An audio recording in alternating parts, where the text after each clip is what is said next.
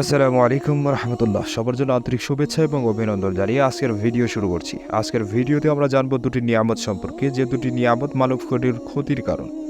পৃথিবীতে মহান রব্বুল আলামিন মানুষের কল্যাণের জন্য অজস্র নিয়ামত দিয়ে সুসজ্জিত করেছেন। নিয়ামতগুলি সঠিকভাবে ব্যবহার করতে পারলে দুনিয়া এবং আখিরাতের জন্য সুখকর হবে।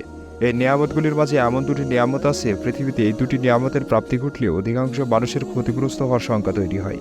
সে নিয়ামত দুটি হচ্ছে, একটি শারীরিক সুস্থতা এবং অপরটি অবসর। ভিডিওটি শেষ পর্যন্ত দেখার জন্য অসংখ্য ধন্যবাদ। আজকের মতো এখানে শেষ করছি। কথা হবে অন্য কোনো ভিডিওতে অন্য কোনো বিষয় নিয়ে। সে পর্যন্ত সবাই ভালো থাকবেন, সুস্থ থাকবেন। আমার ভিডিওটি যদি আপনার বিন্দু পরিমাণ ভালো লেগে থাকে তাহলে আমার চ্যানেলটিকে সাবস্ক্রাইব করে আমার পাশে থাকবেন। আর হ্যাঁ, অবশ্যই লাইক কমেন্ট শেয়ার করতে ভুলবেন না। ধন্যবাদ।